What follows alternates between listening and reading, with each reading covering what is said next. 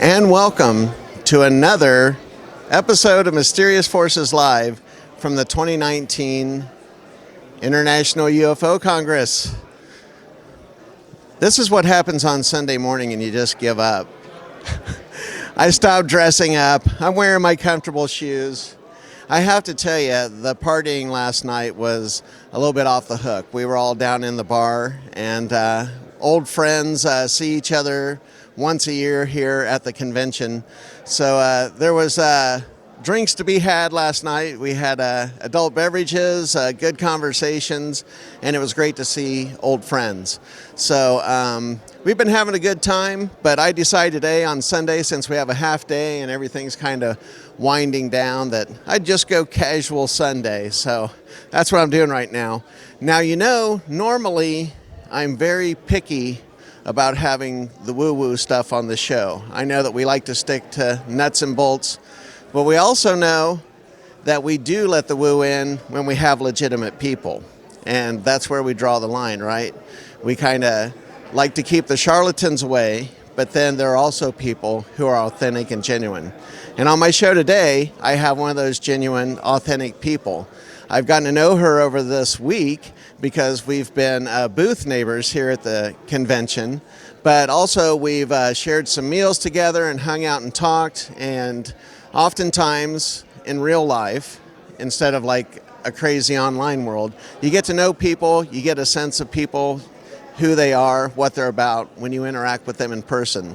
And Lanitta is definitely someone that I want to have on the show. So she gets the woo pass, and her name is Lanitta. Oh my God. It's okay. No, wait, listen. This is what my audience needs to know. I am horrible with names, okay? I am horrible with names. I have been mispronouncing her name and getting her name wrong for 4 days. We've been hanging out. We went out and ate. We did all kinds of stuff, and I cannot get her damn name straight. It is no fault of hers, and it doesn't mean that she's not important in my brain. It means that my brain is dysfunctional. So it's spelled Lanitta, Lanitta Elder, yeah. So I'm going to read her card a little bit. She's a natural shaman.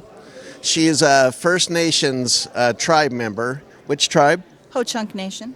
And she does oracle readings, shamanic healing. She does cleansings. And she's also, what radio did you do? I was with Revolution Radio for a while. I did anomalous realities on there, and I have archives on YouTube. Cool.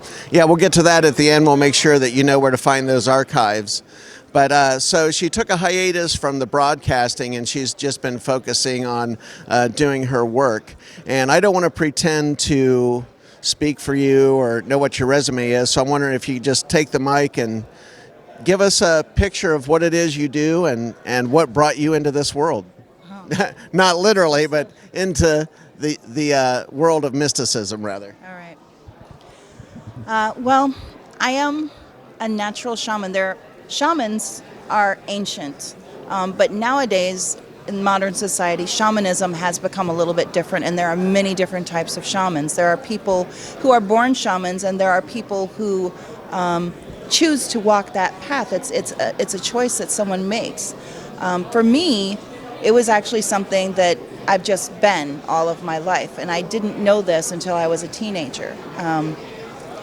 When I was about 15, I had a friend who had bought a deck of tarot cards, and she wanted me to use them to read for her because she was having a hard time doing a reading for herself. So I did a reading for her, and it was very accurate. So she says, well, can you do some readings for my friends? And so I did. I was like, okay, you know. I honestly didn't know anything about tarot or any of that stuff, so I really didn't know what I was doing, but those were accurate too. So she was into Wicca, and she decided she wanted to be a white witch, which is a shaman. And so she went to train under the elder shaman in my tribe, the Ho-Chunk Nation, who is named Grandma Rainbow. And she wanted me to meet Grandma Rainbow. And I didn't really know anything about any of it. And I was like, no, I really don't want to go. But she finally talked me into going. When I got to Grandma Rainbow's house and I walked in, there was an energy, a vibration that I felt immediately, that I just felt like there was electricity running through my body. And she introduced me to Grandma Rainbow, and Grandma Rainbow walked up to me and she took my hands into hers and looked into my eyes and she said, "Honey, you are a shaman." And I was like, no, she wants to be, but I'm not interested. That's not, she said, "No, you are a natural shaman. You were born a shaman. And regardless of whether you choose to walk your path mindfully or not, you are going to do what you are meant to do in this lifetime." And I was 15, 16 years old. I don't remember how old I was, but I was not ready at that time. And so there was so many other things going on in my life, especially paranormal, and also psychic. I had shut myself down. I literally had flipped a switch to shut myself off because of something that happened that just scared me. So it was years later, many years later, that I had a family, I had kids, and things were happening. Paranormal things were happening. And that happened to be the course over many years, but it came to a point where my calling started. I had a Thunderbird come up from the side of the road, and it was enormous. It came up right in front of my vehicle, and I had to slam on the brakes so I wouldn't hit it. And when it came up in front of the windshield, its wingspan was so large, and we were driving a Suburban SUV, that the wingspan, you could only see part of it in the windshield of the car. It was that large. It stayed around our area for about a week. We were living in Oklahoma at the time, and this was around 2007 or 2008. And it kept, every once in a while, it'd go over the house, and my kids were like, "Bring the dog in," because we had a little dachshund. He's going to carry it away, because they were afraid. The bird was so big, they thought it would pick up our dog and carry it away. But then after the visitation from the Thunderbird, I had gone to a website called Above Top Secret, and I talked to some people about my visitation, and they said, "Well, you're Ho-Chunk, the Thunderbird is a symbol of your tribe, so maybe this is a sign to you to go back to your roots." So I kind of started to, but I didn't really put too much into it at that point. Then paranormal things started happening in the house, and we had one night where about 3:30 in the morning, I got up to check on the kittens because I could hear them meowing. My cat had kittens, and she kept moving them and hiding them. So I went to check on them, and I could hear a doorknob turning really loud in my boys' room. So I went into the boys' room, and my daughters were in there too because they got woken up by it. And we were all kind of staring at the closet door in their room. The knob was turning back and forth, and then we look over. The boys are sleeping in their beds. Nobody really wants to open that door because we didn't really know what was doing it. It wasn't like it was the first paranormal thing, but it was pretty extreme. Overt, yeah. It takes a lot of energy to physically manipulate the real world. So we kind of sat there just staring at that door for a while, and my oldest daughter just got a ball of courage in her and just reached out and grabbed that door and yanked it open and flipped up the light switch, and she just rammed right in there. She just rushed right in there. She started going through that closet everywhere, and she's like, "There's nothing in here." And I went in there was nothing in there. So we closed the door. A couple minutes later, there was a glass that was on a table next to that closet. It goes and just flies right off that little table and onto the floor. And then the doorknob starts turning again. We're just kind of like, okay. We look at the boys are still asleep. She grabs that doorknob and she yanks it open again. We search again, nothing. The door to their room is behind us as we're facing that closet door. It's halfway open, and it's got one of those crystal glass doorknobs that are old and they are hard to turn. That thing started turning back and forth while we could see the other side of it, and nothing was touching it. Wow. We tried to wake up their brothers. Nothing we could do could wake them up. I tried to wake up my ex-husband. Nothing we could do would wake him up. So we ended up going back into my daughter's room that night, and we did not sleep the rest of the night. And we went into their room, and there were orbs. My daughter could physically see with her eyes. It wasn't like a camera. She actually could see orbs in the room moving around with faces in them. My older daughter and I did not see them, but my youngest could, and she saw them very clearly. And this, being a mom, this really shook me. I was scared, and I knew that I needed to do something about it. I needed for this activity to stop. So I was kind of just racking my brain trying to figure out, what can I do? And then this image came to me of the woman who had visited me when I was 4 years old. She wasn't like a human, like she kind of glowed and my mom walked through her. But there was like a message that came to me that I couldn't call to her, but there were others that worked with her that I could call out to, and that was what I needed to do. So that night when I went to bed, I did what they kind of told me to do. I projected my thoughts up, or just projected the thought and asked for help. I directed them skyward because that's what I was told to do. And then I tried to go to sleep. I wake up with a bright light in the window, and I'm afraid to go see. I want to, but then there's this part of me that knows we're living on a hill, and there's nothing but a dead drop behind the house on that side, and our neighbor doesn't have a backyard light, and they don't have anything that would be that bright. So I don't know, I don't know what that source could be, but my only thought is something that I probably don't want to see. So I try to go back to sleep. The next thing I know, I'm in this space of white light everywhere, and I am surrounded by these tall beings. They're very thin. They have very thin limbs, and they have white robes, but there's like a white light that illuminates from them. And the thing that I remember most about them is that I wasn't allowed to see above the shoulders, or I'm not allowed to remember what their heads looked like at all. Even to this day, I can't remember that. I don't know if I saw it and I'm not allowed to remember, or if I just couldn't see it. I don't know.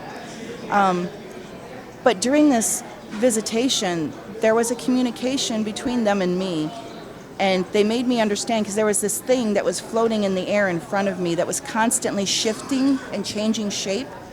And there were images in it that were constantly moving and changing inside of it, and they made me understand that there was an exchange of information happening. They were taking my lifetime experiences up to that point. They were downloading them, basically, and they were uploading information to me that I was going to need throughout life. I have no idea what else had happened from there, but what I do know is after that visitation, everything stopped. All of the paranormal activity ended. And from then on, I went through my shamanic illness, which is an inexplainable illness that shamans go through, and I came very close to death several times. There were a lot of times I had to have blood transfusions, and they did so many tests on me to try to figure out where I was losing the blood. Every test they did upper GIs and lower GIs, and they stuck cameras up inside of me to see where I was bleeding from, because my blood was always so low. I went in one time and I was fine. I can't remember why I went in, but they're like, "You're really pale. We need to check your hemoglobin," and it was like 6.2. Wow. And they're like, "I don't understand how you're walking around and behaving like nothing's wrong with you right now." So I got another blood transfusion, and then my body started breaking down the blood and releasing it. I had a couple of antibodies that had developed, so now blood has to be treated before I can get it. And then I started walking my path, and I started becoming more active. I started learning what a shaman was, and the more I did, the less I needed the blood. And then eventually, when I started doing readings for people, my doctor decided to give me an infusion of iron into my veins. Ever since then, I'm fine, but they never figured out what it was to begin with. And since then, I've been walking my path mindfully. And it's been a gradual process, because what I do changes over time. I cleanse now that I didn't always cleanse in the beginning. There are new things that I'm constantly being asked to do, and they just kind of push me into the situation, and then let me know that this is something I can do now, and then I expand what I can do. So I'm constantly growing. So for years I called myself a baby shaman, because I knew I was just kind of infancy, and I didn't know what I was doing, and I still feel like I'm kind of adolescent. I think I have a long part of my journey left, because I really had to find my way blindly. When I started to walk the path, after the visitation, I had contacted the friend who introduced me to Grandma Rainbow, and she told me that Grandma Rainbow had passed away a couple years prior to that, and so there was no one to teach me. I spent a long time meditating and asking, what am I supposed to do? How am I supposed to find my way? And I was told blindly. Like what you're doing right now is what we want you to do.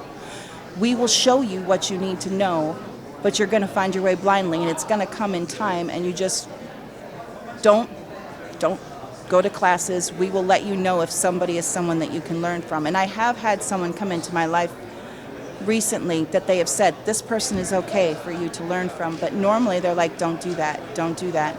You know, everybody wants to be certified in this and certified in that. Everything that I do, like the healing that I do, has come from what they've showed me naturally. And a lot of things do coincide with things that are out there, like Reiki and things like that. I do some things that are similar to that, but I have never become like, you know, a Reiki professional practitioner or anything, but what I do is effective, you know, and I'm told that certificates are not what's important, so. Right. So at some point, you kind of had to make the transition between doing your shamanic work privately and in your own life and moving into the broadcasting, which kind of took you into the wider world and connected you with a lot of people. And so how did you take that step from just being a solo practitioner, so to speak, and doing your radio show and getting out there and getting engaged with the public? I was actually You can hold it or I'll hold it. I was pushed into it. I was literally pushed into it. Like these things just keep happening. I just keep nudged into things. I was working with a website, and you know they were doing a live raw podcast where they had guests come on, and I had got them a guest. I got Giorgio Tsoukalos for them. So they're like, since you got him as a guest, why don't you co-host? So I was like, okay, that'll be great. And I got to be part of the interview. And he was my first person that I've ever interviewed I mean, you can't get better than Giorgio, right? Right. Yeah, he's awesome. And then so they had me co-host regularly. Some things happened with that site, which is why I'm not mentioning their name. I'm no longer affiliated with them. And then ATS started doing, you know, different podcasts and things, and they had ATS Radio. So I joined Out of the Box for a while, and I was co-hosting with them. And then we started Into the Fringe, and I partnered up with a bunch of girls there, and we did that for a while. And then finally I decided it was time for me to do my own show, because there was, you know, I was only co-hosting, and so my decisions weren't my own, you know. It was, now I have co-hosts. Right. Right? Well, I did. I'm not active right now, but I may become. This is actually kind of what I'm thinking about doing, is moving into doing like the video instead of the audio only. And it's just, I've been spreading myself too thin, and that's why I took the break. You know, I have spoke to some wonderful, wonderful people. You know, I've spoken to David Marler, who's amazing, Garnett Schulhauser, Sherry Wild, who is an abductee, and she's had hybrid children that she's actually been taken onto a ship and met. So, I mean, I've spoken to and met the most amazing people, and I'm just so grateful for that. But that's how it progressed from there. And as to, you know, going out and doing this, that was actually something that happened, I was pushed into too, because I was actually going to these shows with my ex-husband, who was doing his, you know, art glass work, and then he would sell that there. And I would meet up with the people there, and, you know, I did my own readings, and the other girls there who was charging, they're like, why are you giving your readings away for free? Why aren't you, you know, actually doing this as what you do? Right. And they're like, you know, Spirit doesn't want you to just give things away and not have anything in return. If this is your path and this is what you're supposed to do, then this has to be what, you know, your livelihood is, because that's how the universe works. You give and it gives back. So I took a lesson. I joined him at his booth as kind of like I would just do them on the side. And I had so many people that came to me, and I was helping so many people that I decided to go ahead and do my own the following year. And he really didn't want me to, but he held me back on so many things. And then it just continued to grow from there. And I did do healing for a while at my booth. The problem is when I heal, for me, I usually use either my drum or my rattle. And when I use my rattle, it gets very loud. So the other readers would get very angry with me because I was interrupting their ability to communicate. Right. So I don't do healing normally now when I'm at a show. So I just do oracle readings. Cool. You have some other events coming up, don't you? I have a bunch of events coming up.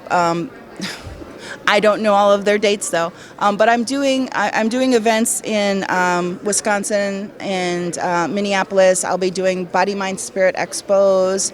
Body Lab USA has several psychic fairs that they're doing. I do a metaphysical and psychic fair in Milwaukee, and I will be doing constant, nonstop, back-to-back fairs every month through that area until probably Christmas time. So I'm going to be pretty busy coming up.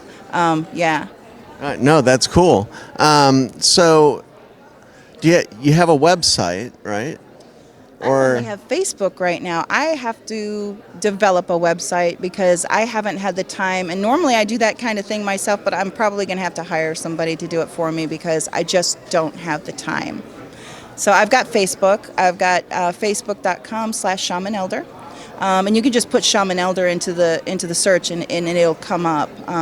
It'll say Starseed Visions because Starseed Visions is what I do my readings under because I'm a starseed. And that's a whole nother thing. That's a whole nother box for another day, I think, because that's a lot of stuff to go over. But I am speaking at the conferences about starseeds. So if you end up going to a psychic fair or a conference in the Wisconsin, Minnesota, or upper Illinois area, I may be doing a speech on starseeds, what starseeds are and what their purpose is. So. Cool. So just kind of to tie this all together, how does this cross over with what is talked about here at the International UFO Congress? I know that there is a lot of crossover between shamanism, the UFO phenomenon. I mean, there's a thread that runs through all of this. But do you follow the work of any particular researchers or ufologists? And how does the whole UFO thing tie in with what you do? Eric von Daniken was actually one of the earliest that I learned from, and I am very strongly tied to his work and his research. Graham Hancock is another big one for me. A lot of the people that are here, Travis Walton and his experiences, Kathleen Martin, so lots of them. But how it connects to shamanism is shamans are basically a bridge between worlds, and that isn't just like the spirit world, that's dimensional worlds and that's extraterrestrial worlds as well, because I have been visited by extraterrestrials, I have been visited by dimensional beings, and I know that sounds strange, but every experience I've had in my life, there's always been like another person there to experience it with me so that I don't like think I'm crazy and doubt myself. And that was kind of done by design. My guides made sure that I wasn't alone in my experiences, so I wouldn't be able to second guess myself and think, yeah, maybe I was just imagining things, or maybe just, I'm remembering wrong. So I've had several UFO sightings over the course of my life, two of which they were actually the first two were the most dramatic of them. And starseeds also connect because they are not from here. Starseeds are souls that originate somewhere else in the universe, and then they came to Earth to assist, as quickly and short as I could put it. But that's the purpose of a starseed, is to come here and to do work that kind of spreads love, raises the vibration, and to be a healing force on Earth. The goal is to raise that vibration so that Earth's vibration is lifted, because there's so much negative energy right now that's counteracting. But there are a lot of starseeds on the planet right now. A lot of people who are starseeds that don't know they're starseeds. We have like a maximum density amount of starseeds. Some of them know what they are. A lot of them don't. But that's okay, because they don't really have to know in order to do their work. Just like I was told, I don't have to know what I am in order to do what I'm meant to do. That's pretty much true for any starseed. They're going to naturally be nudged into doing what they're supposed to do. The way I was nudged into doing things, they're going to be nudged to do them too. No, that's great. Before we go, I'm wondering if you could give just a little piece of advice. I talk to my viewers sometimes about navigating through the world and using these skills and how to kind of like not lose your mind so to speak, in this modern world where everyone, it's busy. You have a job, you have a family, you have bills. All these things are going on. All these distractions to keep us busy. And if you were going to give some advice to the average person on how to, at least once in a while, stop and take note of, depending on your worldview, take note of the divine, or give some just gratitude or experience some gratitude for just being alive, or for what it is you have in your life. How can the average person, what's a good technique, rather, I guess that's what I'm asking. What's a good technique for taking time out like that, even if briefly, just to keep your batteries charged up and navigating through life? See, most people will tell you meditation is what you should do, but the thing that people don't understand is they all think meditation means like sitting with your eyes closed and doing the whole breathing thing and everything, but you don't have to do that. Meditation can be done in a very natural way where you don't even realize you're meditating. Sometimes it's something as simple as painting, doing something that creatively takes you away from your worries. You could paint something, you could do some art, you could write a story or write a poem, create some music, go fishing. Going fishing is a great way to just break away and meditate. I wouldn't suggest hunting, but I know there are people there who will do it. I'm sure it might somewhat calm the mind, but again, I can't condone killing animals for the sake of sport. But do something that gets you away from the thoughts of your everyday life. You don't have to go into a full state of just closing everything off. Go outside. Close your eyes and listen to the wind, listen to the birds, just listen to the sounds that are around you. Take your shoes off and walk in the grass if you can find some. If you're in the city, I know it's hard to find grass, but there are parks. But just take a second and just look around you sometimes. Just stop. Just make a point to stop once in a while and just take a break and just look around and just really take everything in and think about it and just let it hit you how beautiful everything is around you, and just let all of the negative energy fall away from you. It's really simple. That's awesome. That's great advice. And with that, we'll close out this episode. Lanitta Elder, I got your name right? You did. Because I have her name on a card and I made sure I said it right. But look, no card. Lanitta Elder, thank you so much. Thank you. It's been great to be booth neighbors with you this week. And we've chit-chatted, we've hung out, we've all introduced each other to mutual acquaintances and friends, and it's been a good time here at the 2019 International UFO Congress. And I know my viewers well, and it's been such a busy week, and I'll bet people can hear the tiredness in my voice. It's just been an energy-packed week, and it's all starting to kind of take that bell curve, down, and it's all coming to a close. But I've had such a great time, and I want to make sure you came on this show. And I want to thank you for watching. I know you could have spent your time doing something else, but you chose to spend your time with us, and I appreciate that. So if you haven't done so, please hit the like button, please subscribe, and please, by all means, share this video, because this is good stuff, and I think it should be shared. And why not, right? So anyway, thank you so much for spending your time with Mysterious Forces Live. And again, I'm from the 2019 International UFO Congress right here in downtown Phoenix, Arizona. Thank you so much, and I'll catch you guys with another show soon. Take care, folks. Bye.